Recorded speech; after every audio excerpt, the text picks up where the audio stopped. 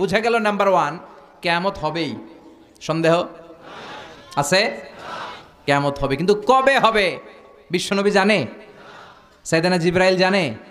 পৃথিবীর কোনো মুফাসসিরে কোরআন জানে? কোনো আল্লাহর ওলি জানে? কে জানে? চিৎকার করে বলতে হবে, জানে কে? আল্লাহ ছাড়া কিয়ামতের জ্ঞান কারোর কাছে নাই, কেউ জানে না, বিশ্বনবী নিজেও জানেন না। তবে হ্যাঁ, বিশ্বনবী কিয়ামতের কিছু সিমটম বর্ণনা করেছেন। সুবহানাল্লাহ পড়েন। কিছু আলামত বর্ণনা করেছেন। বিশ্বনবী বলেছেন, সমাজে শেষকালে যখন এই সিমটমগুলো দেখা যাবে, তখন বুঝতে হবে কিয়ামত হতে বেশি দেরি নাই। কিয়ামত হতে বেশি দেরি নাই।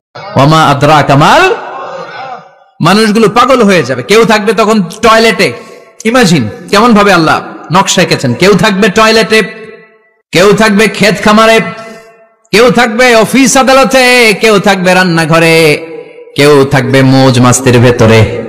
ঠিক তখনই কিয়ামত হয়ে যাবে, কেউ পার পাবে না। সবার মুখে একটা চিৎকার, আইনাল মাফার, পালাবো কোথায়? কিয়ামতটা শুধু পৃথিবীর একদিকে অনুষ্ঠিত হবে না, গোটা বিশ্বব্যাপী হবে, তাই না? নাকি বাংলাদেশে কিয়ামত শুরু হইলে সৌদিতে হবে না? আমি শুনানি করব না, এটা যার হক নষ্ট করছো তার সাথে বুঝো। আর কিয়ামত এমন একটা জায়গা ভাইরা আমার, আল্লাহ কোরআনে বলছেন, ইয়াউমা ইয়াফিরুল মারউ মিন আখি ওয়া উম্মিহি ওয়া আবি ওয়া সাহিবাতিহি ওয়া বানি। সেদিন মানুষ তার বাবা দেখে সন্তান পলায়ন করবে, মাকে দেখে সন্তান, মা সন্তান দেখে পলায়ন করবে, স্বামী স্ত্রী দেখে পলায়ন করবে, একজন আরেকজনকে দেখে পলায়ন করবে। কারণ কি জানি দুনিয়ার সম্পর্ক ভিত্তিতে আজকে ধরে কিনা যে তুমি আমাকে সব দাও, আমি আটকা পড়ে গেছি, কেউ কাউকে দিতে চাইবে না, ইয়া নাফসি নাফসি করবে। লিকুল্লি ইমরিইন মিনহুম ইয়াওমাইদিন শাআনুন ইউগনি। প্রত্যেক যার ফেরেশতাদের মধ্যে, ফেরেশতাদের মৃত্যু কিয়ামতের দিবসে নাকি হাসরের ময়দানে হবে। ফেরেশতাদের মৃত্যু মহাপ্রলয় যখন হবে, কিয়ামত যখন সংগঠিত হবে, তখন মালাকুল মউত সহ সকল ফেরেশতাদের মৃত্যু হয়ে যাবে, সবাই শেষ হয়ে যাবে, শুধুমাত্র আল্লাহ তাআলা থাকবে। এবং আল্লাহ তাআলা সেদিন বলবেন, লিমানিল মুলকুল ইয়াউম লিল্লাহিল ওয়াহিদিল কাহার। সবাই শেষ হয়ে যাবে, আল্লাহ তাআলা সেদিন শুধুমাত্র থাকবেন, আর কেউ থাকবে না। আলামিন বলতেছেন যে কিয়ামতের দিন আমি প্রত্যেক ব্যক্তিকে তার ইমাম সহ ডাকবো। আর রাহমাতাল লিল আলামিন মুহাম্মদ সাল্লাল্লাহু আলাইহি ওয়াসাল্লাম হাদিস শরীফে বলেছেন, আমার উম্মতের মধ্যে ৭৩ ফেরকা, একটা ফেরকা জান্নাতি, একটা দল জান্নাতি, ৭২টা জাহান্নামী। ৭২টাই জাহান্নামী, একটা দল জান্নাতি। সেই দলটাকে যারা জান্নাতি, সেটা হইল যে এই ৭২ ফেরকার মধ্যে ৭২ দলই নামাজ পড়তাছে, সবাই এই একই নামাজ ৭২ দল পড়তাছে, সবাই বলতাছে আমরা জান্নাতি। এই ইমামকে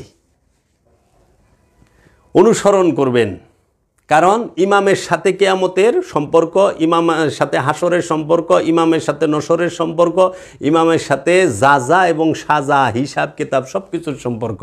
এখন ইমাম কি চিনতে পেরেছেন আপনার ইমামকে?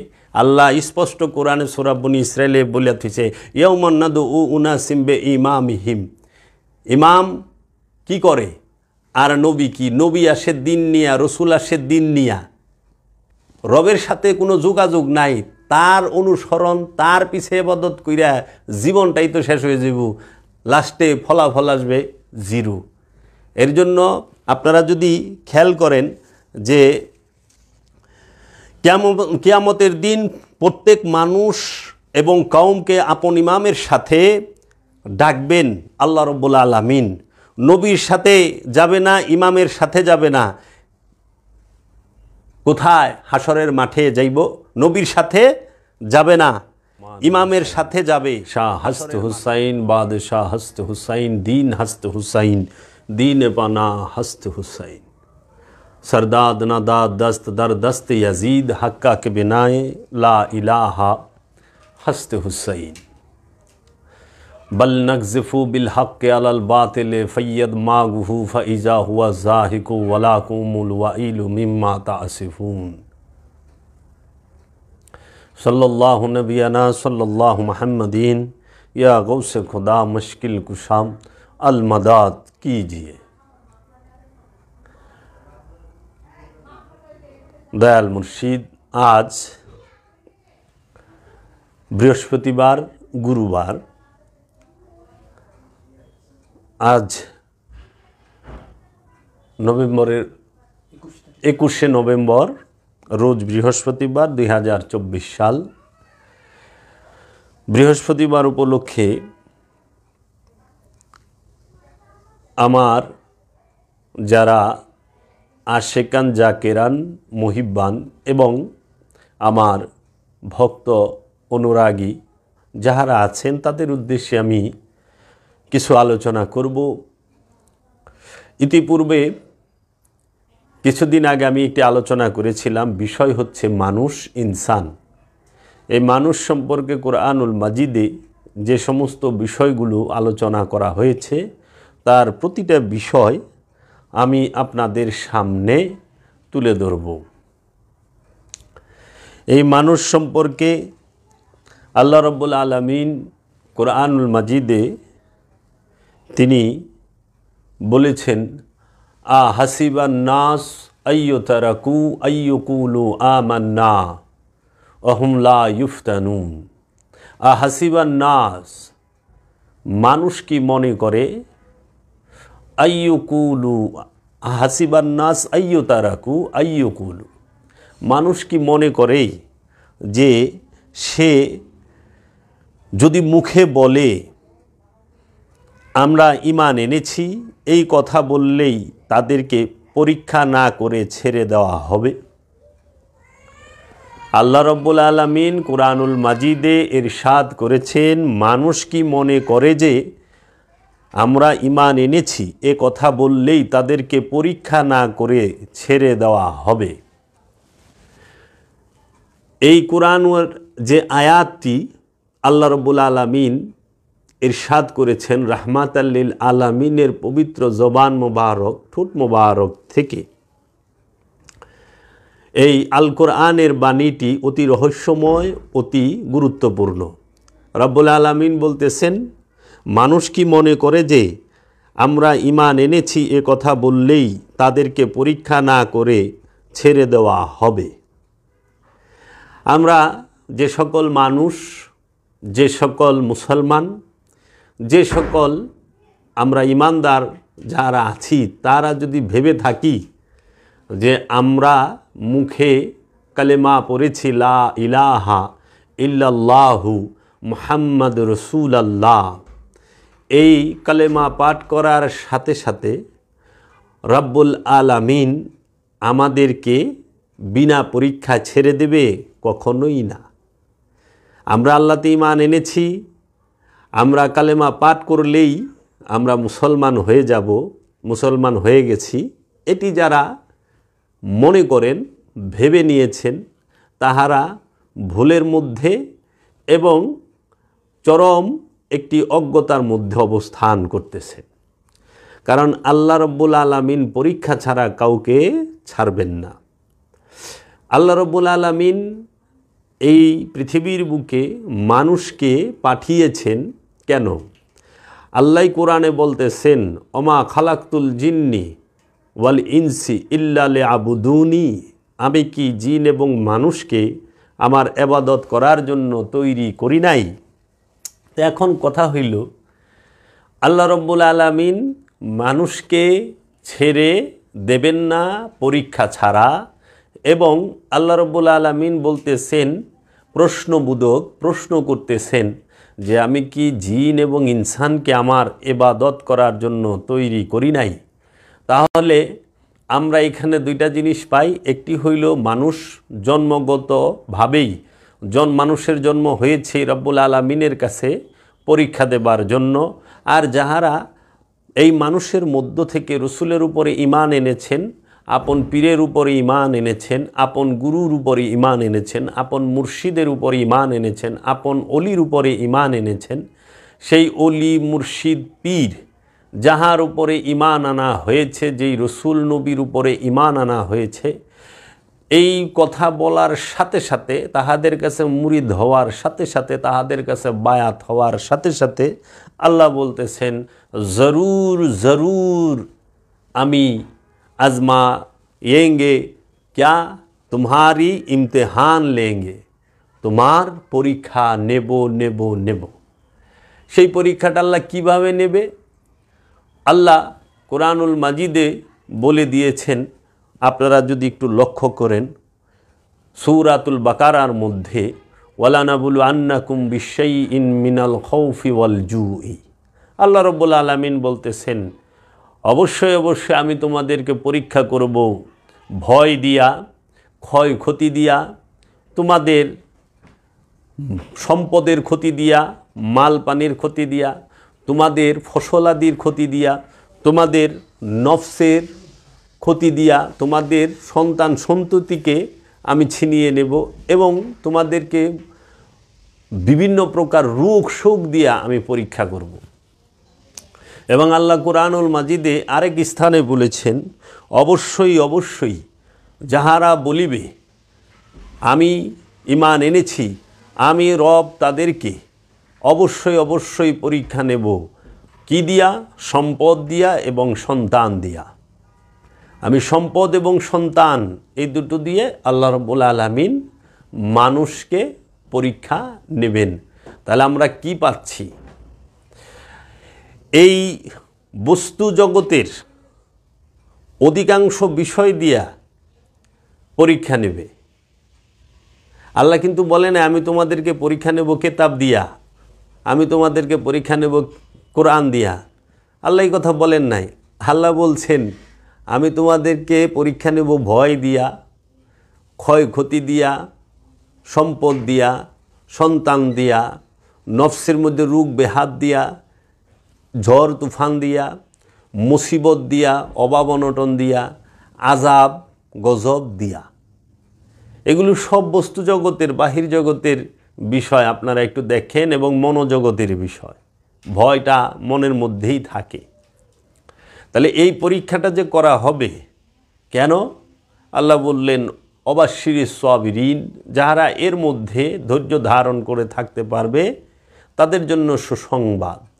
এই মুসিবতের মধ্যে, এই পরীক্ষার মধ্যে যারা আল্লাহ রাব্বুল আলামিনের কাছে সাহায্য প্রার্থনা করবে, আল্লাহ রাব্বুল আলামিন সেই মানুষকে বলে দিলেন ইয়া আইয়ুহাল্লাযীনা আমানুস্তাঈনু বিসসবরি ওয়াসসালাত ইন্নাল্লাহা মা'আস সাবিরিন। হে মানুষেরা, হে আমানুরা, ইয়া আইয়ুহাল্লাযীনা আমানু, হে আমানুরা, তোমরা রবের মোস্তানি সাহায্য চাও সালাত এবং সবুরের মাধ্যমে। পরক্ষণে আল্লাহ বললেন ইন্নাল্লাহা মা'আস সাবিরিন, নিশ্চয়ই আল্লাহ ধৈর্যশীলের সাথে থাকেন। তাহলে আল্লাহ রাব্বুল আলামিন মানুষকে পরীক্ষা করার জন্যই তিনি সৃষ্টি করেছেন। এই মানুষকে পরীক্ষা আল্লাহ কিভাবে করবেন? মানুষের নফসটিকে পরীক্ষা কিভাবে করবেন? এই পরীক্ষা করার জন্য আল্লাহ রাব্বুল আলামিন আল্লাহ এবং বান্দার মধ্যে, স্রষ্টা এবং সৃষ্টির মধ্যে, আবেদ এবং মাবুদের মাঝখানে, এই রু আর নফসের মাঝখানে প্রশ্নপত্র হিসাবে খান্নাসরূপী শয়তানকে ঢুকিয়ে দিলেন মানুষ এবং জিনের অন্তরে। এই সৃষ্টি জগতে পরীক্ষার মুখোমুখি হবে এই যারা ইমানদার, ইমান এনেছে তাহারা এবং মানুষ, তারা পরীক্ষার মুখোমুখি। এর জন্য আল্লাহ রাব্বুল আলামিন তিনি মানুষকে পরীক্ষা করার জন্য দুনিয়া এবং পৃথিবী, এই মায়া আর দুনিয়া দুইটা সৃষ্টি করলেন। এই পৃথিবী এবং দুনিয়া, পৃথিবী আর দুনিয়া কিন্তু এক না। পৃথিবীকে আরবিতে বলা হয়েছে আর্দ, আর দুনিয়াকে আরবিতে দুনিয়াই বলা হয়েছে।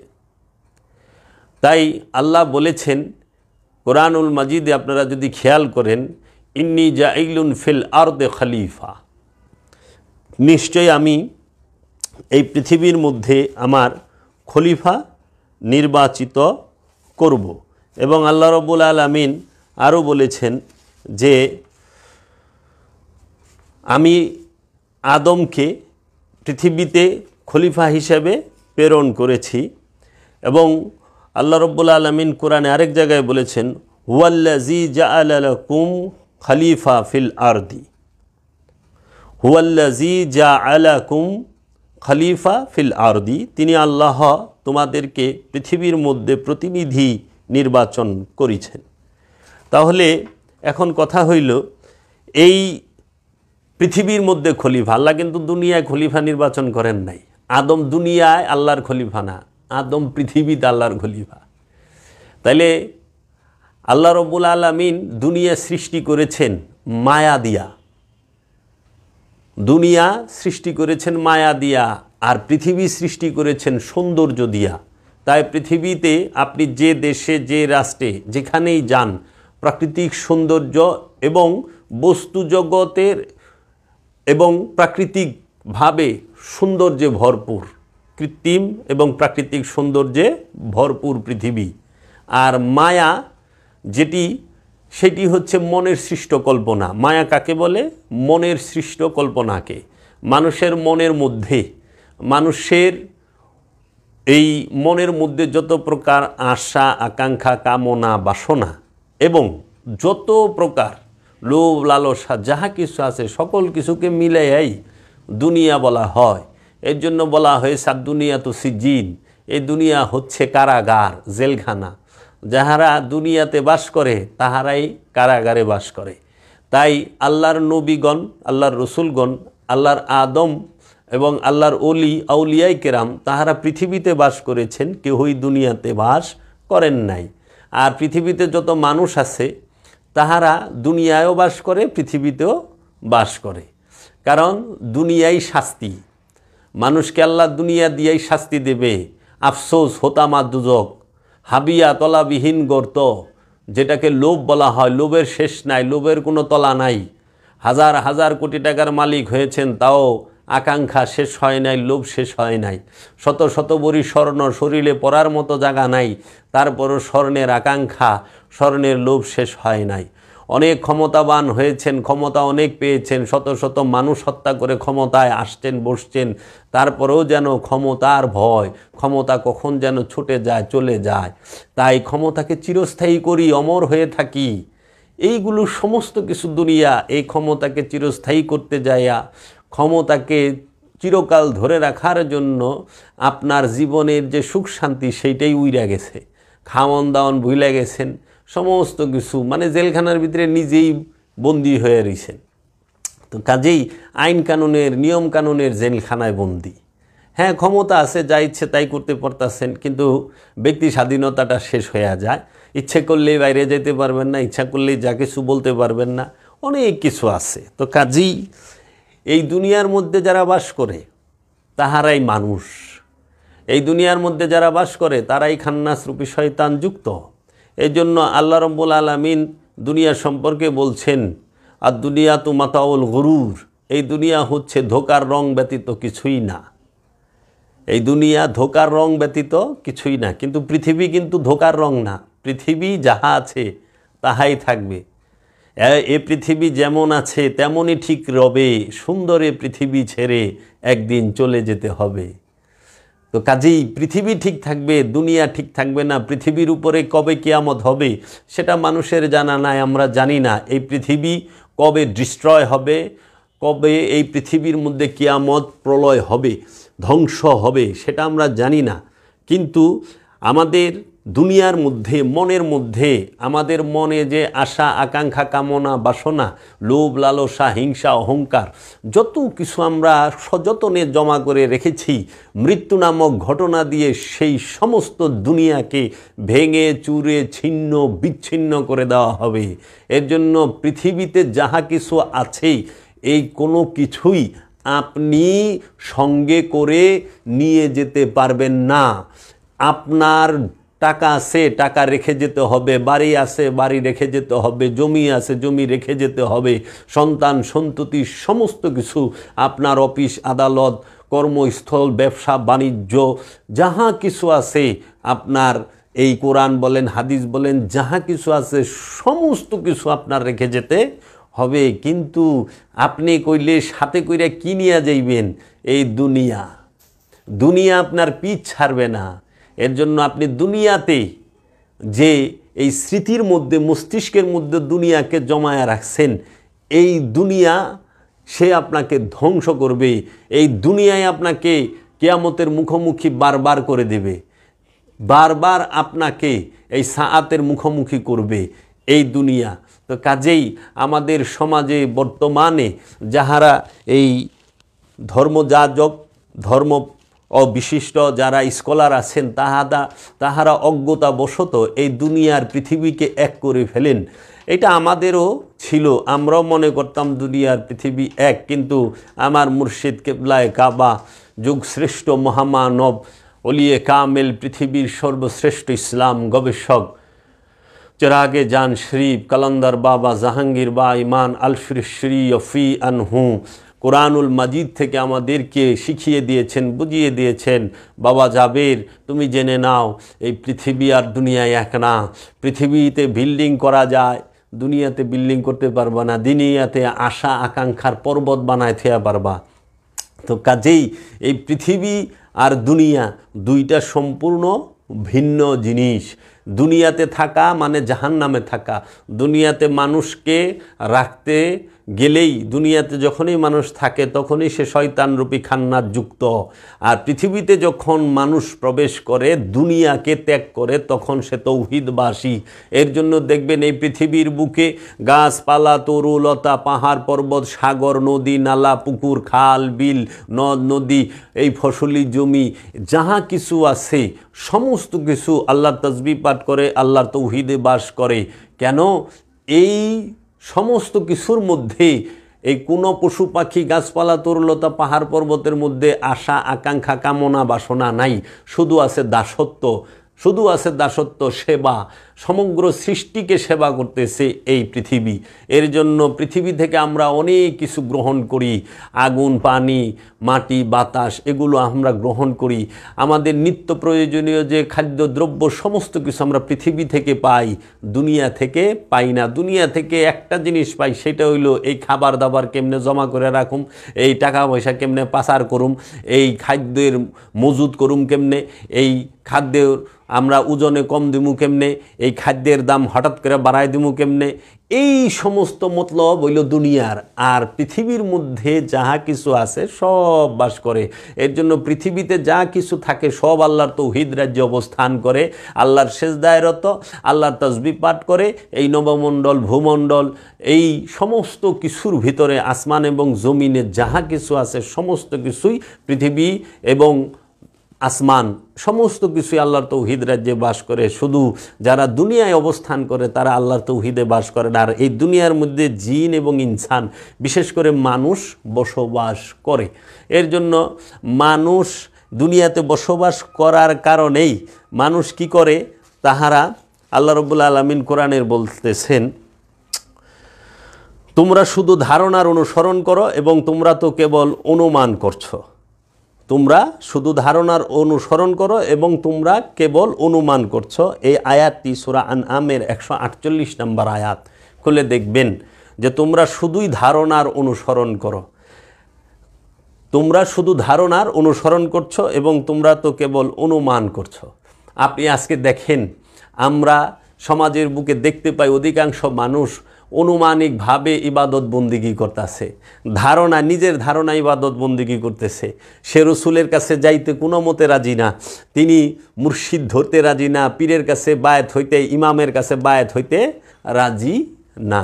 সে নিজে নিজে ইবাদত করবে। অনেকে জোশের ঠেলায় যদি জিজ্ঞেস করা বলে যে ভাই আপনি কোনো ওলি আল্লাহর কাছে মুরিদ হইলেন না? কয় হ্যাঁ হয়েছি তো। কোথায়, কোন তরিকায় হয়েছেন? কয় আমরা মুসলমান তরিকার লোক, তাদের তরিকা হইল মুসলমান তরিকা। এটা কোনো কথা হইল? এই যে কথা, কেন তাও সে ওলি মানবে না? কয় মুসলমান তরিকা, আমরা নামাজ পড়বো, রোজা রাখবো, সব শেষ। তাহলে তো কাজেই এই মানুষ সম্পর্কে আল্লাহ রাব্বুল আলামিন বলেছেন যে আমি মানুষকে পরীক্ষা করার জন্য কি করেছি, মানুষের অন্তরের ভিতরে খান্নাস রূপী শয়তানকে ঢুকিয়ে দিয়েছি। এই খান্নাস রূপী শয়তান মানুষের অন্তরের ভিতরে ঢুকিয়ে দেওয়ার কারণে আল্লাহ দেখতে চায় যে, আল্লাহ মানুষকে সৃষ্টি করছে, সৃষ্টি করে দেখতে চায় আল্লাহ মানুষ কি আল্লাহকে ভালোবাসে না এই খান্নাস রূপী শয়তানের কুমন্ত্রণায় যে দুনিয়া, সেই দুনিয়াকে ভালোবাসে। কিন্তু এখন দেখা গেল 100%-এর মধ্যে 98%ই আছে যাহারা দুনিয়াকে ভালোবাসে, দিনকে ভালোবাসে না, যাহারা আল্লাহকে ভালোবাসে না, তার রসুলকে ভালোবাসে না, আল্লাহর ইত্তেবা করে না, রসুলের ইত্তেবা করে না, আল্লাহ ও আল্লাহ রসুলের আনুগত্য করে না। এই মানুষ আল্লাহ এবং আল্লাহ রসুলের আনুগত্য করবে না, করে না। এর জন্যই আল্লাহ বারবার তাগিদ দিয়েছেন, প্রায় 40টার উপরে আয়াত আছে, 40 আয়াতের কাছাকাছি, যে তোমরা আল্লাহ এবং আল্লাহর রসুলের আনুগত্য করো, তোমরা আল্লাহ এবং আল্লাহর রসুলের আনুগত্য করো, তোমরা রসুলের আনুগত্য করো। শুধু রসুলের আনুগত্য করার কথা কোরআনে 22টা আয়াত আছে, আর 18টা আয়াত আছে আল্লাহ এবং আল্লাহর রসুলের সাথে, আল্লাহ এবং আল্লাহর রসুলের আনুগত্য করো, তাহলে তোমরা সত্য এবং সঠিক দেখবা, জানবা এবং সুপথ পাইবা, সঠিক পথ পাইবা, সিরাতাল মুস্তাকিমের মধ্যে অবস্থান করবা। তাই আমরা দেখতে পাই আল্লাহ রব্বুল আলামিন এই যে আমাদেরকে এই গাইডলাইন দিলেন যে শয়তান প্রশ্নপত্র আল্লাহ রব্বুল আলামিন আমাদেরকে দিয়ে দিছে। এখন আমরা যত অপরাধ করি মানুষ এবং আমানু সব শয়তানের কুমন্ত্রণায় পড়ে। এখন এই শয়তানের কুমন্ত্রণায় পড়ে আমরা সকল অপকর্ম করি। তাই আল্লাহ রব্বুল আলামিন ইশারা করেছেন 2টা দিক। দেখেন, ইবাদত হয় মাত্র শুধু দুইজনের।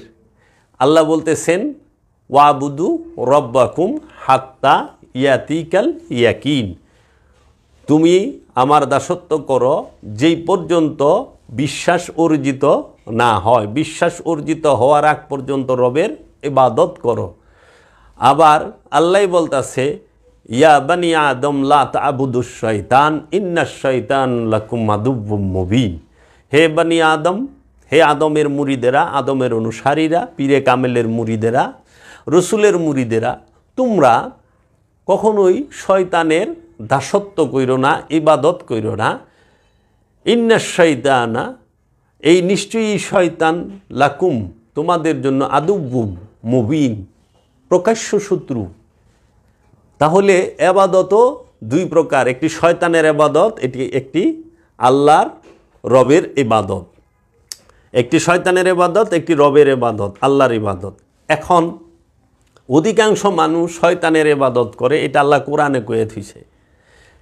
এখন এই শয়তানের ইবাদত যারা করে তাদেরকে দুনিয়াদার বলা হয়েছে। এখন শয়তানের ইবাদত আবার কেমনে করে? আমরা তো আল্লাহর ইবাদত করি, আমরা নামাজ পড়ি, রোজা রাখি, হজ করি, যাকাত দেই। হ্যাঁ, তো আপনি একটু খেয়াল করেন শয়তানের ইবাদত কি আর রবের ইবাদত কি। এই বিষয়ে আমি আরেকটা পর্বে আপনাদের সাথে কথা বলবো, এইটা আমি এখানে রাখি। কিন্তু আমি আরেকটা দিকে যাই, সেই দিকটা হইল আল্লাহ রব্বুল আলামিন বলতেছেন ইয়াউমা নাদউ উনাসিম বিইমামিহিম, সেই দিন আমি প্রত্যেক মানুষকে, প্রত্যেক নফসকে, প্রত্যেক ব্যক্তিকে তার ইমাম সহ ডাকবো। কোন দিন? কিয়ামতের দিন। ইয়াউমা নাদউ উনাসিম বিইমামিহিম, আমি ইমাম সহ ডাকবো। এখন আমাদের জানা প্রয়োজন যে ইমাম এবং নবী রসুল বিষয়টা আসলে কি, কেন কিয়ামতের দিন আল্লাহ ইমাম সহ ডাকবে। আমরা যদি দেখি আমাদের হেদায়েতের জন্য, মানুষের হেদায়েতের জন্য রব্বুল আলামিন তার খলিফা আদম রূপী নবী এবং রসুলকে এই জগতের বুকে প্রেরণ করেছেন। এই সবই একের ভিতরেই বহু, বহুর ভিতরে এক।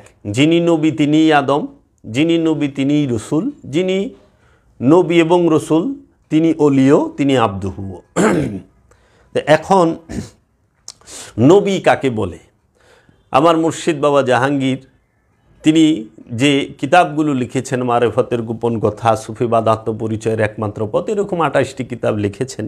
সেই কিতাবগুলো যদি আপনারা পড়েন অনেকেই জানতে পারবেন। নবী শব্দের অর্থ হচ্ছে যিনি গায়েবের খবর দেনেওয়ালা, গায়েবের খবর যিনি দান করেন তিনিই নবী। নাবা মানে সংবাদ, খবর, সংবাদ যিনি দাতা, সংবাদ যিনি দেন তাকে বলা হয় নবী। নবী মানেই হচ্ছে হিডেন নলেজ, তার হিডেন নলেজ অবশ্যই অবশ্যই আছে যিনি নবী। এর জন্য এই নবী সবসময় আল্লাহর রহস্য জগৎ এবং সৃষ্টি জগতের কেন্দ্রবিন্দুতে অবস্থান করেন। আল্লাহর সৃষ্টি জগতের কেন্দ্রবিন্দুতে নবী অবস্থান করেন। এর জন্য আল্লাহ রব্বুল আলামিনের রহস্য জগতের খবর এবং সৃষ্টি জগতের খবর একজন নবী তার উম্মতদেরকে দিতে পারেন। নবী এবং রসুল কী নিয়ে আগমন করেন? যিনি নবী তিনি রসুল। একজন রসুল কী নিয়ে আগমন করেন? মুহাম্মদ সাল্লাল্লাহু আলাইহি ওয়াসাল্লাম, মুহাম্মদ সাল্লাল্লাহু আলাইহি ওয়াসাল্লাম আমাদের মাঝে আল্লাহ রব্বুল আলামিনের তরফ হতে কী নিয়ে আগমন করেছেন?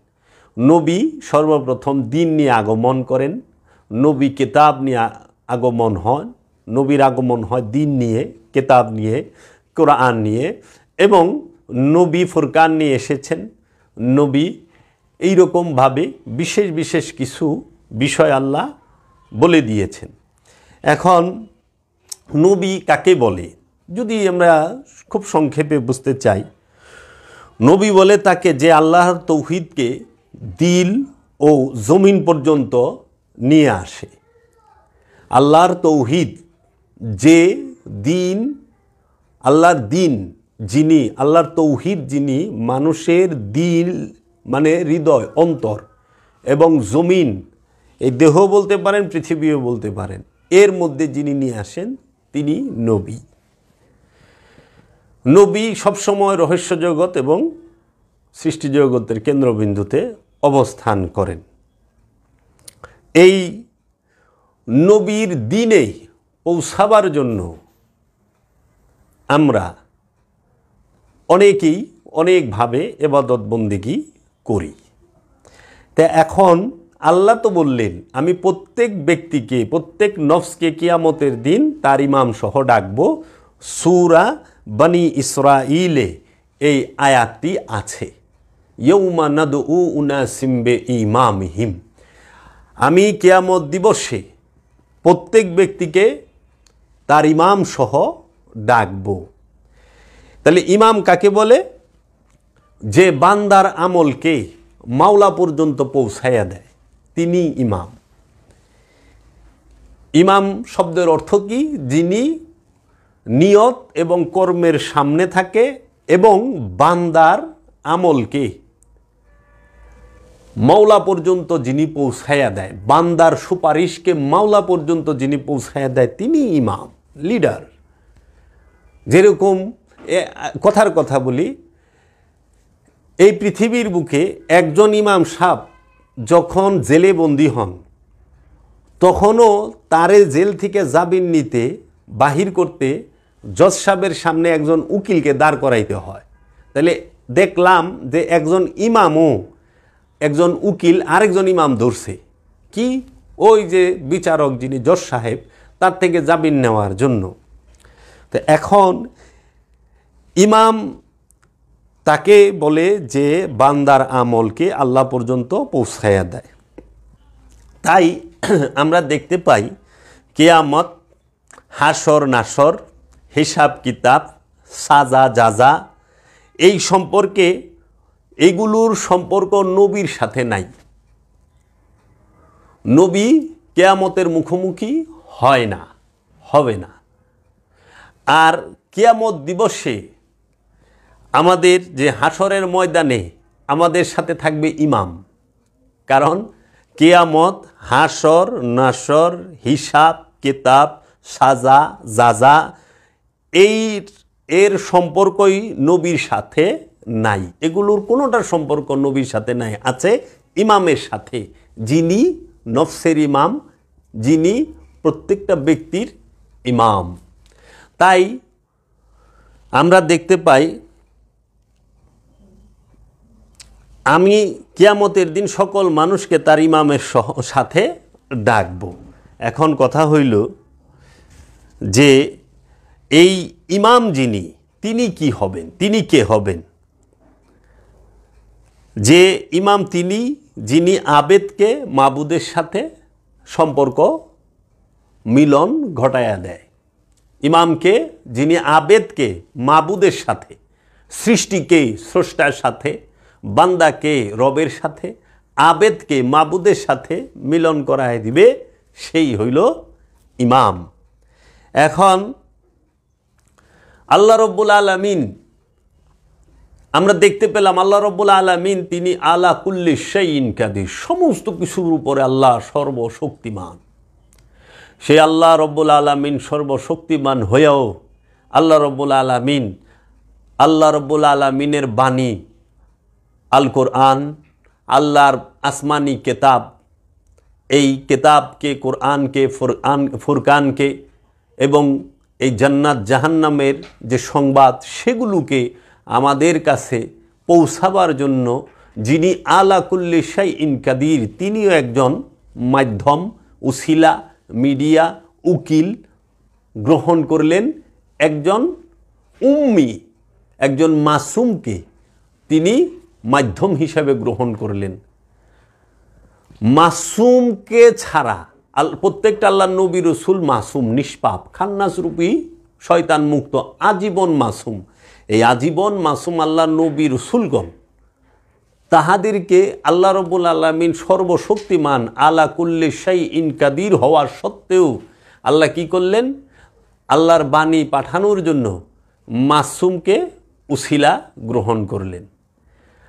আল্লাহ রাব্বুল আলামিন মাসুমকে ছাড়া নিজের বাণী, নিজের আল্লাহ রবের কেতাব, রবের বাণী, রবের ফুরকান, রবের কোরআন, রবের শান মান জলওয়া, কোনো কিছুই আল্লাহ রাব্বুল আলামিন তার মাসুম নবী রসুল ছাড়া আমাদের কাছে পাঠান নাই, সরাসরি পাঠান নাই।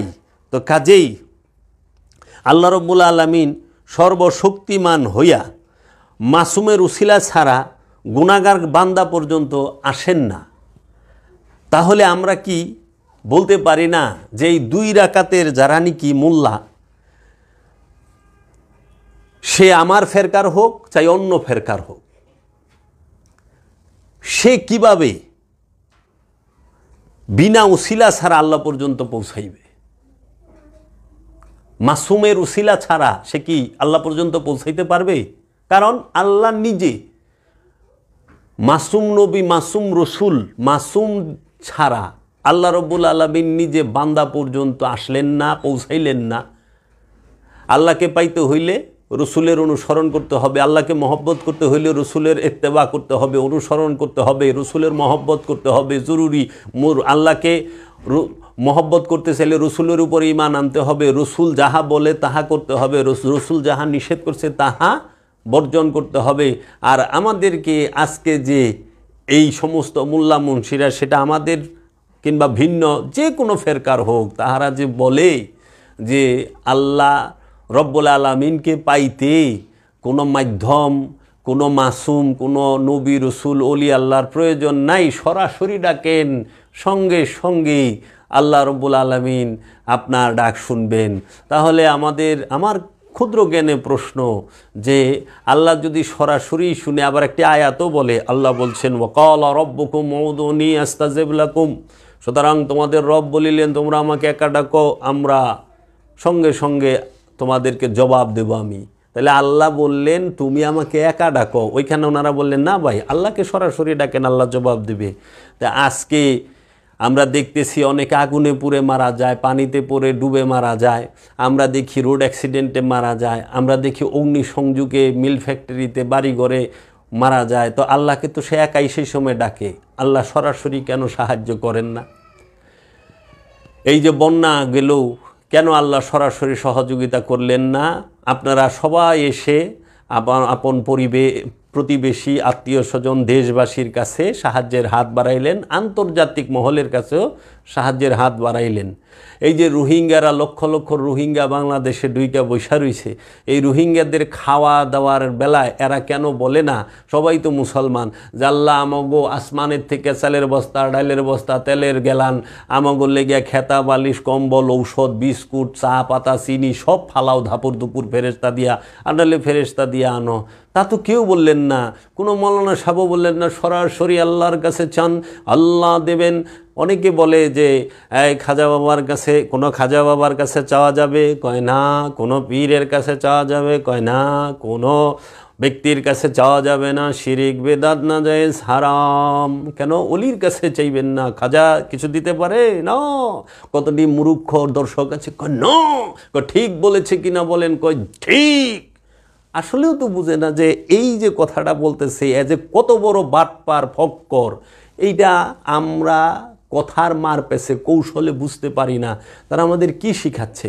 এই রোহিঙ্গাদের চাল ডাইল তেল আলু পেঁয়াজ আদা রসুন যা কিছু লাগে, ঔষধপত্র চিনি চাপাতা খেতা কম্বল যা কিছু লাগে, এখন বলতেছেন বাংলাদেশ সরকার আপনি দেন। আচ্ছা, বাংলাদেশ সরকার বলে জাতিসংঘ চাইল দাও, জাতিসংঘ ডাইল দাও, জাতিসংঘ আমাদেরকে ওষুধ দাও, জাতিসংঘ চিকিৎসা দাও, জাতিসংঘ আমাদেরকে অবস্থান দাও, আমাদেরকে স্থান দাও, বাসস্থান দাও, আমাদেরকে এই সুযোগ দাও। তাহলে এই ইউরোপ আমেরিকা, এই পৃথিবীর বড় বড় ইহুদি খ্রিস্টানদের কাছে যে আপনারা সবাই চাচ্ছেন, এবং কিছুদিন আগে নোয়াখালীতে বন্যা হইল, এই বন্যার মধ্যে সবাই বাসে ট্রেনে সবখানে চাইছেন, তখন তো কেউ বলেন নাই শিরক। একজন মৌলানা সাহেব বললেন না, এগুলো করেন না, জাতিসংঘে চাওয়া যাবে না, এই যে আমেরিকার বুশ ট্রাম্প এদের কাছে চাওয়া যাবে না, বাইডেনের কাছে চাওয়া যাবে না, এগুলা চাওয়া শিরক বেদাত হারাম নাজায়েজ, আল্লাহর কাছে চান। একজনও হয় নাই। কেন বলে নাই? তখন ঠিকই মানুষের কাছে যায়। তাদের যখন টাকার প্রয়োজন হয় তখন তারা মানুষের কাছে চাইব। তো যখন এখন কাইটে গেছে, ডাক্তারে যায়, ডাক্তার আমারে বাঁচান, আমারে বাঁচান, রোগ হইছে, তখন তো আল্লাহর কাছে কেউই যায় না, ডাক্তারের কাছেই যায়। তো উসিলা মানতে হবে। এখন দেখেন জাতিসংঘ, এটা ইহুদিরা প্রতিষ্ঠিত করছে। জাতিসংঘের প্রতিষ্ঠাতা নাম ডাগ হ্যামারশোল্ড, জন ফস্টার ডালেস, উইলিয়াম কেচি, এরা জাতিসংঘের প্রতিষ্ঠাতা। ইহুদি খ্রিস্টানের কাছে চাইতে আপনাদের শিরক বেদাত নাজায়েজ কিচ্ছু হয় না, কিন্তু বৌদ্ধদের কাছে চাইতে, হিন্দুদের কাছে চাইতে, অন্য কারো কাছে চাইতে আপনাদের কোনো অসুবিধা নাই, কিন্তু বান্দা নেওয়াজ আল্লাহর অলিয়ে কামেলদের কাছে চাইতে আপনাদের খুব কষ্ট। এবং ফতুয়ার মিসাইল, ফতুয়ার বোমা আমাদের সমাজে ফেলে দেওয়া হয়। কিন্তু আল্লাহ কইতেছে আমি ইমাম সহ তোমাদেরকে ডাকব। ইমাম মানে কি? নেতা, নিয়ত এবং কর্মের সম্মুখে যিনি থাকে। এখন কথা হইল যে আপনি এই ইমামকে অনুসরণ করবেন, কারণ ইমামের সাথে কিয়ামতের সম্পর্ক, ইমামের সাথে হাসরের সম্পর্ক, ইমামের সাথে নসরের সম্পর্ক, ইমামের সাথে জাযা এবং সাজা, হিসাব কিতাব সব কিছুর সম্পর্ক। এখন ইমাম কি চিনতে পেরেছেন আপনার ইমামকে? আল্লাহ স্পষ্ট কোরআনে সূরা বনী ইসরাইলে বলে দিয়েছে, ইয়াউমান নাদউ উনাসিম বিইমামিহিম। ইমাম কি করে? আর নবী কি? নবী আসে দিন নিয়া, রসুল আসে দিন নিয়া। মাযহাব, ইমাম হয় মাযহাবের, ইমাম হয় ফেরকার, আর নবী হয় দিনের, রসুল হয় দিনের। এর জন্য এই দিনে পৌঁছানোর জন্য নবী পর্যন্ত পৌঁছাই দেওয়া হলো ইমামের কাজ। মাযহাব এবং ফেরকা, এই দেখেন না আমাদের চারটা মাযহাব, চার মাযহাবের চারজন ইমাম আছে। কি? মালিকি, হানাফি, শাফি, মালিকি, হাম্বলি, চার মাযহাবের চার ইমাম। এই মাযহাব মানে কি? দল, ফেরকা, গ্রুপ। এই প্রত্যেক দলের ফেরকার একজন ইমাম আছে। এই ইমামের কাজ কি? এই মাযহাবের লোককে দিন পর্যন্ত, রসুল পর্যন্ত পৌঁছাই দিব, নবী পর্যন্ত পৌঁছাইব। নবী পর্যন্ত পৌঁছানো, রব পর্যন্ত পৌঁছানো হইল ইমামের কাজ। এখন যেই ইমামের রসুলের সাথে, রবের সাথে কোনো যোগাযোগ নাই, তার অনুসরণ, তার পিছে ইবাদত কইরা জীবনটাই তো শেষ হয়ে যাব, লাস্টে ফলাফল আসবে জিরো। এর জন্য আপনারা যদি খেয়াল করেন যে কিয়ামতের দিন প্রত্যেক মানুষ এবং কওমকে আপন ইমামের সাথে ডাকবেন আল্লাহ রাব্বুল আলামিন। নবীর সাথে যাবে না, ইমামের সাথে যাবে না। কোথায়? হাসরের মাঠে যাইব। নবীর সাথে যাবে না, ইমামের সাথে যাবে হাসরের মাঠে। এই কারণে যে নবী তো দিন নিয়ে আসে, আর ইমাম ফেরকা বানায়। নবী ফেরকার হয় না, নবী দিনের হয়, দিনের নবী, দিনের রসুল, রসুলের দিন, নবীর দিন। তাই ফেরকার হয় ইমাম, নবী দিন নিয়ে আসে, ইমাম মাযহাবের হয়ে থাকে। মাযহাব তো সেই রাস্তা যে দিন পর্যন্ত পৌঁছায় দেয়। মাযহাব কারে কয়? মাযহাবকে কি বলা হয়? মাযহাব হচ্ছে সেই রাস্তা যে দিন পর্যন্ত, মানে নবী পর্যন্ত, রসুল পর্যন্ত, আল্লাহর নবী মুহাম্মদ মুস্তাফা সাল্লাল্লাহু আলাইহি ওয়াসাল্লাম পর্যন্ত পৌঁছায় দিবে কে? মাযহাবের ইমাম। এর জন্য ইমাম পৌঁছায় দিবে নবী মুস্তাফা সাল্লাল্লাহু আলাইহি ওয়াসাল্লাম পর্যন্ত। এই ইমাম অবশ্যই আপনাকে ইমাম সম্পর্কে অবগত হইতে হবে। মাযহাব হচ্ছে সেই রাস্তা যে দিন পর্যন্ত পৌঁছায় দেয়। মুহাম্মদ সাল্লাল্লাহু আলাইহি ওয়াসাল্লাম তিনি দিন নিয়ে এসেছেন। মাযহাব সেই রাস্তা যে দিন পর্যন্ত পৌঁছায় দেয়। এর জন্য আপনারা দেখবেন দিন সবার এক, সকল মুসলমানের দিন এক। মানে কি? নবী এক, সকল মুসলমানের, সকল ফেরকার নবী এক। মাযহাব সবার, মাযহাব এইটা সবার বেলায়, মাযহাব সবার জন্য এক না। মাযহাব সবার বেলায়, সবার জন্য সবাই এক মাযহাবের না। আবার এই মাযহাবের ইমামও এক না। এই মাযহাবও সবার আলাদা আলাদা, ইমামও সবার আলাদা আলাদা।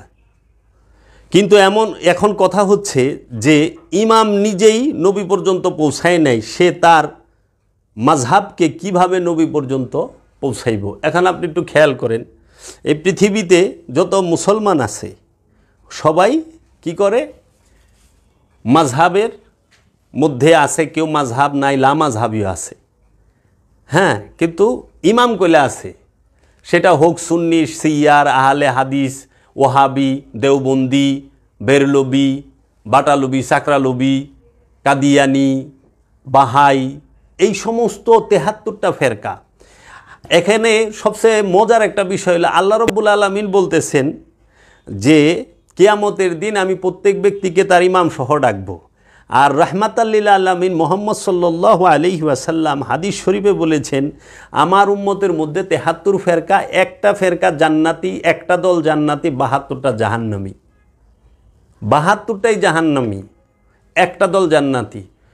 সেই দলটাকে যারা জান্নাতি, সেটা হইল যাহারা আল্লাহ এবং আল্লাহর রসুলকে এবং আল্লাহর রসুলের বংশ আহলে বাইতকে এবং আল্লাহর রসুলের নূরের বংশ এই ওলিয়া উলিয়া কেরামকে এবং সাহাবায়ে আজমাইনদেরকে ভালোবাসেন এবং তাদেরকে অনুসরণ করেন, তাদেরকে সম্মান করেন, ইজ্জত করেন, মহব্বত করেন, তাহারাই জান্নাতি।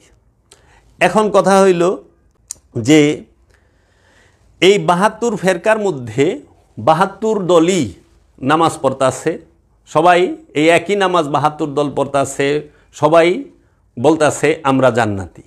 সুন্নি কয় আমরা জান্নাতি, ৭২-৭৩-এর মধ্যে এক দল, এই দলটা আমরা জান্নাতি। ওহাবি কইতেছে ৭৩ দলের মধ্যে এই দলটা আমরা জান্নাতি। শিয়া কইতেছে এই ৭৩ দলের মধ্যে আমরাই এক দল, আমরা জান্নাতি। ওই দেওবন্দি কইতেছে ৭৩ দলের মধ্যে আমরাই এক দল, যারা জান্নাতে আর সব জাহান্নামী। তাইলে রসুলের এই সলাত, আল্লাহর দেওয়া সলাত ৭৩ ফেরকার মানুষ আদায় করতেছে, ৭৩ ফেরকার মানুষই সিয়াম পালন করতেছে, ৭৩ ফেরকার মানুষই যায়া হজ করতেছে, যান কাবা শরীফে। ৭৩ ফেরকার শিয়াদের সবচেয়ে বেশি হজ করে। আর আমাদের দেশে দেওবন্দি উলামারা শিয়াদেরকে কাফের বলেন, নাউজুবিল্লাহি মিন যালিক, বিভিন্ন ফতুয়া দেন। কাদিয়ানিরাও যায় হজ করতেছে, যা দেখেন সৌদি আরবে।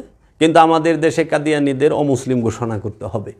এই আন্দোলনে আমার মাথায় বুঝে না যে আমাদের দেশের আলেমরা কয় যে কাদিয়ানিরা অমুসলিম ঘোষণা করো, আর সৌদি আরব কাদিয়ানিগো হজ করার ভিসা দেয়, মাথায় তো ধরে না। আমাদের দেশে সিয়াগো বলে যে এগুলা বাতিল, কিন্তু সৌদি আরবের আলেম উলামায়ে আমরা বাদশারা হজ করবার লেগে ভিসা দিতেছে। সবচেয়ে বেশি হাজি থাকে সিয়া অনুসারী। তাইলে এখন কথা হইল যে এই 73 ফেরকায় সলাত আদায় করতেছে, সিয়াম আদায় পালন করতেছে, হজ করতেছে, কুরবানি করতেছে, জাকাত দিতেছে, এরা সবাই করতেছে, কিন্তু জান্নাতি এক দল, এক ফেরকা, একটা দল। তারা কারা? যারা রসুলের অনুসরণ করে, রসুলের নূরের বংশের অনুসরণ করে, রসুলকে মহব্বত করে। এর জন্য নামাজি অনেক পাওয়া যাইব, সব দল নামাজ পড়ে, কিন্তু রসুলের মহব্বত কয় দলে করে? তাই আল্লাহ বলছে, কুলিন কুনতুম তুহিব্বুন আল্লাহ ফাত্তাবিউনি ইউহিব্বুকুমুল্লাহ। কে আছো আল্লাহকে ভালোবাসতে চাও, সে আমার হাবিব মুহাম্মদ সাল্লাল্লাহু আলাইহি ওয়াসাল্লামকে ভালোবাসো। এই হুব্বুন এই শব্দটা কোরআনে খুব কম এসেছে। তাহলে পরে এই যে বলতেছে যে আল্লাহ রাব্বুল আলামিন ইমাম সহ ডাকবেন, আর আল্লাহ রসুল বলতেছেন 73 ফেরকার মধ্যে এক ফেরকা জান্নাতি, 72 দল জাহান্নামী। এখন কোন ফেরকা জান্নাতি আর কোন ফেরকা জাহান্নামী? যার ইমামের সাথে তার দিনের, এবং দিন মানে মুহাম্মদ সাল্লাল্লাহু আলাইহি ওয়াসাল্লাম, যিনি নিজেই দিন, এবং রবের সাথে যোগাযোগ আছে, তারাই জান্নাতি হবে। এখন যে ইমামের সাথে রবের এবং দিনের কোনো সম্পর্ক নাই, যোগাযোগ নাই, মহব্বত নাই, কিন্তু এবাদত বন্দিগি দিয়া বোঝাই, আমল দিয়া বোঝাই, সে কখনোই জান্নাতি হইতে পারবে না। এর জন্য আমরা দেখতে পাই যে আমাদের অনেক ইমাম সাহেব থাকেন, আমরা দেখি যে ইমাম সাহেব অনেকে আছেন যে স্মাগলিংয়ের সাথে জড়িত, ইমাম সাহেব অনেকে আছেন মিথ্যা বলেন, ইমাম সাহেব এরকম অনেক পাওয়া যায়, অধিকাংশই অনেক পাওয়া যায় যে বলৎকারের সাথে যুক্ত। ইমাম সাহেব অনেক আছেন যাহারা মানুষকে হত্যার সাথে, দাঙ্গা ফাসাদের সাথে জড়িত। এই যে ইদানিংকালে আমরা দেখতেছি আমাদের সমাজের অধিকাংশ ওহাবি ইমাম সাহেবরা মাজার শরীফ ভাঙতাছেন, বিভিন্ন দরবারে হামলা করতেছেন, খানকা ভাঙচুর করতেছেন, কিংবা কোনো মানুষকে তাহারা বেধড়ক মারধর করতেছেন। এবং আমরা দেখতে পাই অনেক ইমাম সাহেব এমন জ্বালাময়ী বক্তব্য দেয় যে অনেক দর্শক সেই জোশে শুই না অন্য ধর্মের মন্দিরে যায় আক্রমণ করতেছে, হিন্দুদের উপরে, বৌদ্ধের উপরে আক্রমণ করতেছে। আবার এমনও দেখা যায় যে যারা কোনো ধর্মই মানে না তাদের উপরেও আক্রমণ করে হত্যা করতেছে। তাহলে আমরা দেখলাম মাওলানা ফারুকী সাহেবকে জবাই করে হত্যা করেছে এই ধর্মের দোহাই দিয়া। তো কাজেই এই যে যার ইমাম খুনি হয় তার এই অনুসারীর অবস্থা কি, সে কিভাবে দিন পর্যন্ত পৌঁছাইব? আমরা 29শে সেপ্টেম্বর 2024 সাল রোজ রবিবার রাত 9টার পরে 9:48 আমার বাড়ি সাভার থানার বনগাঁও ইউনিয়নের চাকুলিয়া গ্রামে, আমার অত্র আশেপাশের গ্রামের না হইল 50 থেকে 60 জন মৌলবী সাহেব, ইমাম সাহেব আসছেন আক্রমণ করার জন্য। আমার বাড়ি ঘরে এমনভাবে আক্রমণ করছে যার মধ্যে শিশু, নারী, বৃদ্ধ তারা রক্তাক্ত হয়েছেন, এবং আমার ভাই বোন পরিবারের সবাই রক্তাক্ত হয়েছেন, এবং আমাদের বাড়িঘর ভাঙচুর করেছেন। 30 তারিখে সমস্ত কিছু লুট করছেন। একটা খড়ি কাটার দা পর্যন্ত রাখে নাই। দাও, খন্তা, মেশিনপত্রের অভাব ছিল না, সমস্ত কিছু চুরি করেছে। এমনকি আলু, পেঁয়াজ, আদা, রসুন পর্যন্ত চুরি করে লেগে গেছে। বদনাও ছাড়ে নাই, আতিল পাতিল যা পাইছে টোটাল চুরি করে লেগে গেছে। তাহলে এখন এই দায়ভার কি ইমাম সাহেব নেবে না? এই ইমামের পিছনে থাইকা আপনার নামাজ পড়বেন। অনেকে বলে যে আপনি নামাজ পড়েন না, আর এই ইমামের পিছনে নামাজ পড়ুন যে ইমাম মানুষ হত্যার উস্কানি দেয়, যে ইমাম রাতের আধারে ঘুমন্ত মানুষকে আক্রমণ করে, যে ইমামরা মানুষের সম্পদ লুট করে, এদের উস্কানিতে, এদের দ্বারা এখন বলবো আমি তো চুরি করি না, অমুক আপনার জন্যই তো করছে, ওদের তো এত বছর রইলাম কিছু হইল না, আপনার জন্যই তো হয়েছে। যে ইমাম সাহেব তিনি বলৎকারে ধরা পড়েন, তার পিছে যে সারা জীবন নামাজ পড়ছে তার কি হাল হইব? আল্লাহ কইছে আমি ইমাম সহ কিয়ামতের দিন প্রত্যেক ব্যক্তিকে ডাকব। এর জন্য ইমাম সাবধান, আগে ইমাম বুঝেন। আপনি প্রথমেই জিজ্ঞেস করেন, আপনি দেখেন ইমাম সাহেব কোন ফেরকার। খালি ইমাম আরবি জানলেই হবে না, নামাজ পড়লেই হইব না। আগে জানতে হইব ইনি ইমাম, হ্যাঁ ইনি কোরআন হাদিসের জ্ঞান আছে, হ্যাঁ খুব ভালো তেলাওয়াত করে, কোকিল কণ্ঠস্বর, হ্যাঁ কিন্তু আকীদা কোন? সে কি ওয়াহাবি, সে কি সুন্নি, সে কি আহলে হাদিস, সে কি জামাতি, সে কি তাবলিগি, সে কি দেওবন্দি, সে কি শিয়া, সে কি কাদিয়ানি, কোন মতবাদের কোন ফেরকার? আগে সেইটা দেখেন। যার তার পিছনে আমি নামাজে দাঁড়ায় যাই না, এত সস্তা না। আমার ইমাম আমার মুর্শিদ কেবলা ও কাবা, যিনি ওলিয়ে কামেল, যিনি চৈতন্য মহাপুরুষ, যিনি খান্নাসরূপী শয়তান মুক্ত মহাপুরুষ, যিনি কামেলেরও কামেল, তিনি ইমাম। দেখেন কে হবে যে ফ্যাসাদ সৃষ্টি করে না, সেই ইমামের গুণ কি থাকবে? ইমাম কখনো ফ্যাসাদ সৃষ্টি করবে না। আজ পর্যন্ত কোনো ওলি আল্লাহ মানুষকে সুপথ দেখাইছে, ফ্যাসাদ সৃষ্টি করে নাই। কোনো ওলি আল্লাহ কখনো কোনো বলৎকারের সাথে ওলি আল্লাহর ভক্তরাও যুক্ত না, নাউজুবিল্লাহি মিন জালিক। তাইলে আপনারা এই যে বিষয়গুলো আপনি দেখেন, ওলি আল্লাহরা কারো সম্পদের ক্ষতি করে না। আমাকে সেই দিন কথায় কথায় বলতেছিল, ঢাকা কোর্টের এইখানে কিছু লোক, আমরা কথা বলতেছিলাম, তো এক মৌলবী সাহেব জিগাইল যে ভাই সাহেব এই যে গান বাজনা এটা তো হারাম। তাই বললাম হ্যাঁ এটা হারাম, ঠিক আছে। পৃথিবীতে আজ পর্যন্ত কোনো গায়ক শিল্পী কোনো গান দিয়া মানুষে মানুষে মারামারি হত্যাকাণ্ড হয় নাই। শিল্পীরা আজ পর্যন্ত গান গায়া কোনো দিনও দাঙ্গা ফাসাদ লাগায় নাই। তাদের শিল্পীরা কখনো গান গায়া মানুষ হত্যার পরিস্থিতি তৈরি করে নাই। কিন্তু আপনারা কিন্তু ওয়াজ কইরা জাতে জাতে লাগায় দিছেন, মানুষে মানুষে মারামারি করে মরে যায়। আপনাকে ওয়াজ শুনে এমন জোশ, ওয়াজের এমন জোশ হয় যে শরীরের মধ্যে বোম বাইন্দা পাকিস্তানের ঢুকে যাইতেছে মসজিদের ভিতরে। এক মুসলমান ভাই আরেক মুসলমান ভাইরে মারতাছে, হোক না শিয়া, হোক না ওহাবি, হোক না তাবলিগি, সমস্যা কি? উনি যেটা ভালো লাগে করুক, তাই বলে ওনাকে মেরে ফেলতে হবে? এটা কোন ধরনের কোন কথা হইল? এটা কি মানুষের? আল্লাহ কোথায় কইছে? আল্লাহ তো বলছে যে আমি বিচার দিবসের মালিক, কে জান্নাতি কে জাহান্নাম এটা ডিসাইড আল্লাহ করবে। আপনাকে এই অধিকার কে দিছে আরেকজনকে হত্যা করার, আরেকজনকে আঘাত করার? কই পাইলেন? রাতের আধারে আপনি কেন আসলেন হত্যার উদ্দেশ্যে? এই অধিকার আপনাকে কে দিল? আপনার কথা একজনে শুনে নাই, তাকে মারার অধিকার আপনাকে কে দিল? আমার ভক্তরা আমাকে ভালোবাসে দেখে তাদেরকে পিটাইতে হবে, এই অধিকার আমার সমাজের মানুষকে কে দিছে?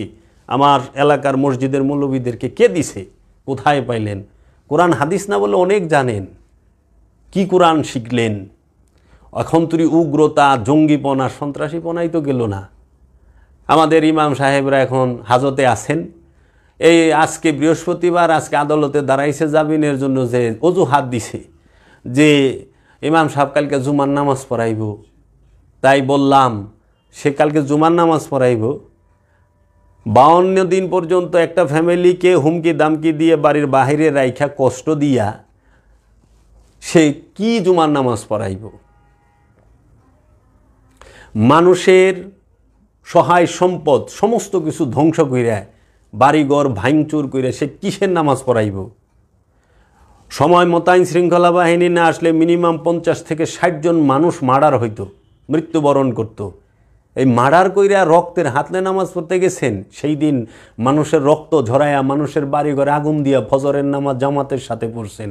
তাই আমরা 29শে সেপ্টেম্বর আপনাদেরকে দেখেছি, আপনারাই এজিদের বাহিনী, আপনারাই ইমাম হুসেন আলাইহিস সালামের কল্লা কাইটা আসরের সময় আসরের নামাজ জামাতে পড়েন। একটু খেয়াল করেন তো, সেই কারবালার দিনে তাকায়া ইমাম হুসেন আলাইহিস সালাম এবং এজিদ বাহিনীর জামাত, নামাজের জামাত আলাদা কেন? পৃথিবীর বুকে ইমাম হুসেন আলাইহিস সালাম থেকে উচ্চ মর্যাদা সম্পন্ন কে ছিল? কেউ ছিল না। কোনো ইমাম, কোনো আলেম, কোনো মুফতি, কোনো মুহাদ্দিস, কোনো মুফাসসির কেউ ছিল না। ওই সময়ে আল্লাহর আসমানের নিচে জমিনের উপরে মর্যাদার দিকে, সম্মানের দিকে, ইজ্জতের দিকে, এলেম কালামের দিকে আল্লাহর দরবারে কবুলিয়াতের দিকে মাওলা হুসাইন থেকে উচ্চ মর্যাদা সম্পন্ন। কিন্তু আমরা তাকায়া দেখলাম কি, জামাত দুইটা, ইমাম হোসেন আলাইহিস সালাম দায়েমি সলাতের জামাতের ইমাম, আর এজিদের বাহিনী আনুষ্ঠানিক নামাজের ইমাম হইল ইবনে জিয়াদ, মজ্জিন হইল শিমার। আপনারা যা দেখেন কেন তারা ইমাম হোসেন আলাইহিস সালামের পিছনে নামাজ আদায় করলো না, ইমাম হোসেন আলাইহিস সালামকে কেন ইমাম মানলো না। সেই সময় ইমাম হোসেন আলাইহিস সালাম তো কারো সম্পদ ভক্ষণ করে নাই। আপনারা কেন আমার বাড়িতে এইভাবে হামলা করলেন? কেন আল্লাহর মাজারে অলির মাজারে হামলা করেন? কেন আল্লাহর অলির মাজারে হামলা করেন? কেন পীরের দরবারে হামলা করেন? আজকে মানুষকে হত্যা করে, মানুষকে বিপদে ফেলে, মানুষ সম্পর্কে মিথ্যা, এত মিথ্যা বলছে। এই যতটি মৌলবী মুন্সি আইছে আমি নিজেই চিনি না, অথচ এরা আমার সম্পর্কে দুনিয়ার মিথ্যা কথায় এত কনফিডেন্সের সাথে বলতেছে। আপনারা দেখেন চায়া তাদের ওয়াজ নসিহতের মধ্যে তারা বলতেছে আমি কি 3 বার কিয়ে খেলছে, ওইটারে কি কয়, 3 বার খেলছে যে ইউরোপের একটা ইয়ের মধ্যে না, তারপরে রকেটে চড়ছে, ট্রাম্পের লগে দেখা হয়েছে, সৌদি কাবা শরীফের ইমাম সাহেব আইছে, তারপরে এই মানে এগুলাই মানুষ বিশ্বাস করতেছে, কনফিডেন্সের সাথে মিথ্যা কথাগুলো বলতেছে। আমার এইখানে আমার মসজিদের মৌলবী, আমার মসজিদের মুসল্লি অধিকাংশ তারা কনফিডেন্সের সাথে মিথ্যা বলতেছে, অথচ এই এমদাদুল হকের লগে আমার লগে সরাসরি একদিন কথা হয় না আজ পর্যন্ত, আমার জন্মের পরের থেকে। আমার বাড়িতেও কোনো দিন আসে নাই। আমার মসজিদের ইমাম, ওর লগে আমার কোনো দিন কথাবার্তা ওনার সাথে আমার হয় নাই। ইমাম আর এগো পিছিয়ে যাইবার কয় আমাদেরকে, আসেন নামাজ পড়েন। আগে ইমাম তো মুসল্লি হওয়ার যোগ্যতা নাই, ইমাম হয়ে বৈশা রয়েছেন। খুনি ইমাম হয় না, বলৎকারী ইমাম হয় না, অত্যাচারী ইমাম হয় না, ফ্যাসাদ সৃষ্টিকারী ইমাম হয় না। যে ফ্যাসাদ সৃষ্টি করে এই তৈয়ব খার মতো নরপিশ্বাস, জাহান্নামের কীট, ও ইব্রাহিমপুর মিরপুরে ইব্রাহিমপুর মসজিদের ইমাম আলা কোন, ওর মতো একটা অসভ্য ইতর মানুষ, সে বলে ইমাম। এর জন্য এই দুনিয়ায় জানি না মানুষ কোরআন কি খুইলা দেখে কখনো নাকি আজকে মিথ্যা। কালকে ছবি হারাম ছিল, আজকে ছবি জায়েজ হয়ে গেছে। কালকে সুদ হারাম ছিল, আজকে সুদ জায়েজ হয়ে গেল। এই কি অবস্থা? এরাই ওয়াজ করতেছে, আমার মাথায় ধরে না। তো কাজেই আমি আপনাদেরকে অনুরোধ করব, দর্শক মণ্ডলী যারা আমার এই কথাগুলো শুনেন, আমি বিষয়ভিত্তিক আলোচনা করি, আপনারা কোরআনুল মাজিদটা বাংলা অর্থসহ হুবহু পড়েন। একটা কোরআন পড়ে আপনি বুঝবেন না, আপনি 10টা কোরআনের অনুবাদ নেন, 10 জনের লেখা, এবং যদি তাফসির নেন 10টা তাফসির নেন, নিয়ে একটু পড়েন, দেখবেন যে আপনি নিজেই কইবেন এরা কি করছে। কোরআনের মূল যে বিষয়গুলো, কোরআনের 2 ধরনের আয়াত, মুহাকাম, মুতাশাবে। এই মুহকামগুলোকে গোপন করে, মুতাশাবে লিয়া খালি কাউ কাউ করে। এই মুহকাম আয়াতগুলো এই মানুষের পর্ব কতটি হয় আমি জানি না। আমি প্রত্যেকটা রেফারেন্স দিয়ে আপনাদেরকে বলবো। আমি কখনোই আজগবি শরীফের কথা, উদ্ভট কথাবার্তা আমি বলি না। আমি সতর্ক করার চেষ্টা করি, এটা আমার দায়িত্ব, কর্তব্য, আমার মুর্শেদ আমাকে দান করেছে, তুমি বলবা, আমি বলি। নিতেও পারেন, নাও নিতে পারেন, 2টা গালি দিয়ে সইরেও যেতে পারেন। আপনার যদি আমাকে পছন্দ না হয়, আমাকে আপনি প্রত্যাখ্যান করেন, আমাকে ফেলে চলে যান, আমার কথা শোনার আপনার প্রয়োজন নাই। আমাকে 2টা গালি দিবেন, এটাও আপনার স্বতন্ত্র গণতান্ত্রিক অধিকার। কিন্তু আপনি আমার মাথায় বাড়ি দিবেন, আপনি আমার বাড়ি ঘর ভাঙবেন, এই অধিকার তো আপনাকে কেউ দেয় নাই। এই অধিকার পাইলেন কই? আমি এই বিবেকের কাছে প্রশ্ন রাখলাম। আর বিবেক কি? আমরা এই দেশে তো বিবেকই নাই, কার কাছে প্রশ্ন রাখুন? আমরা দেখতে চাই যে এই ইমামের পিছনে, এইরকম বলৎকারী, এইরকম জালিম ইমামের পিছনে আপনারা থাইকা আপনাদের স্বভাব চরিত্রের কি পরিণতি আমরা দেখছি। কিন্তু আপনারা মিথ্যা বলতে ভয় পাইলেন না, আল্লাহ রসুল কি একটু ভয় পাইলেন না? কি বলবো, দিনকে রাত, রাতকে দিন। তো কাজেই এই মানুষ সম্পর্কে লাস্টে এইটুক বইলা দেই, আল্লাহ বলেছেন, মানুষ কি মনে করে যে আমি তার হাড়গুলো কোনো ক্রমে একত্রিত করতে পারবো না? আল্লাহ বলেছেন, যাদের অন্তরে রোগ আছে তারা কি মনে করছে যে আল্লাহ তাদের অন্তরের বিরোধী মনোভাব প্রকাশ করে দেবেন না? আল্লাহ রব্বুল আলামিন তিনি বলতেছেন, তাদের সবাই কি এ আশা করে যে তাকে নিয়ামতপূর্ণ জান্নাতে প্রবেশ করানো হবে? এত সস্তা? তুমি কি ধারণা করছো যে তোমরা এমনিতেই জান্নাতে প্রবেশ করবে, অথচ আল্লাহ জেনে নেবেন না যে তোমাদের মধ্যে হতে কারা জিহাদ করেছে ও কারা ধৈর্যশীল? এই জিহাদ খান্নাসরূপী শয়তানের বিরুদ্ধে, আল্লাহর সৃষ্টি মানুষ হত্যার জিহাদ না, এই ঢাল তলোয়ারের জিহাদ না, আমিত্বের বিরুদ্ধে নফস জিহাদ করবে, নিজের ইচ্ছার বিরুদ্ধে জিহাদ করবে কে? নফস, রবের এবং রসুলের ইচ্ছাকে নিজের মধ্যে প্রতিষ্ঠিত করার জন্য। আর ধৈর্য ধারণ করবে যে কোনো মুসিবতে বিপদে আপদে।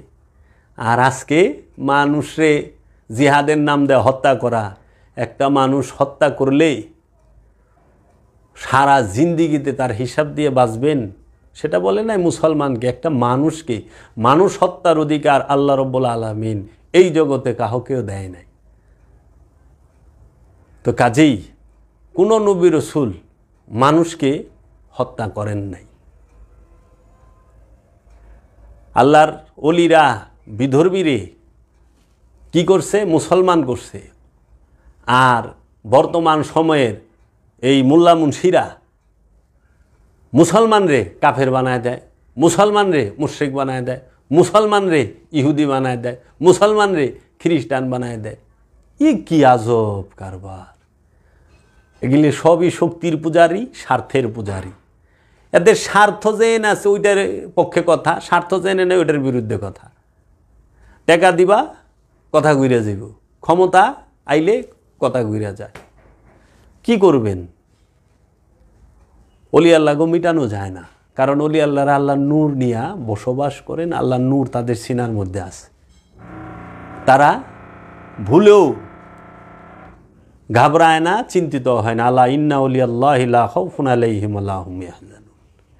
খবরদার, যারা আমার বন্ধু তাদের কোনো ভয় নেই, তারা চিন্তিতও না। আমি আপনাদের সামনে অনেকক্ষণই কথা বললাম, আপনারা একটু বিবেচনা করবেন যে ইমাম সম্পর্কে জানার চেষ্টা করেন, এবং এই যে নফস, রূহ, খান্নাস, ইমাম, নবী, রসুল, অলি, এই বিষয়গুলো কোরআন থেকে জানার, শেখার চেষ্টা করেন। এখন কোরআনের অনেক বাংলা অনুবাদ বের হয়েছে, আপনারা পড়েন। এই আজগবি শরীফের বয়ান আর এই হুজুর শরীফের বয়ান থেকে বের হন, সত্য জানেন, সত্যকে গ্রহণ করেন, সত্যকে মানেন, সত্যকে ধারণ করেন। আমাদের প্রত্যেকের সন্তানকে আমরা স্কুলে পাঠাই, বিজ্ঞান চর্চা শেখাই, এবং আমরা গুরুজনদেরকে ভক্তি ও শ্রদ্ধা করতে শেখাই, এবং মানুষে মানুষে ভালোবাসা, প্রেম প্রীতির, সৌহার্দ্যের শিক্ষা যেন আমরা আমাদের ছোট ছোট শিশু বাচ্চাকে, সন্তানকে দেই। এবং আপনার সন্তানকে আপনি স্কুলে যখন যায় 20টা টাকা 50টা টাকা হাতে দেন, দিয়া বলেন তুমি তোমার বন্ধু বান্ধবরে নিয়ে মজা খায়ো। এতে বাচ্চার মাইন্ড এবং মন বড় হয়।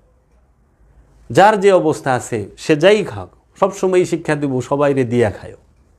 আল্লাহ রসুল হাদিস শরীফে বলছেন, তুমি তোমার তরকারির ঝোল বাড়ায় দিও, প্রতিবেশীরে দিয়া খায়ো। আমরা চেষ্টা করি সাধ্যমতো আমাদের প্রতিবেশীকে মিলাদ মাহফিলের তবারক দেওয়ার জন্য। আমরা প্রতিবেশীকে মিলাদ মাহফিলের তবারক খাওয়াইছি, অনেক প্রতিবেশী আমাদেরকে ইট পাটকেলেও খাওয়াইছে, শুক্রিয়া, ধন্যবাদ, তাও তো খালি হাতে দেয় নাই। জয় গুরু, জয় বাবা জাহাঙ্গীর। আসসালামু আলাইকুম ওয়া রাহমাতুল্লাহি ওয়া বারাকাতুহু।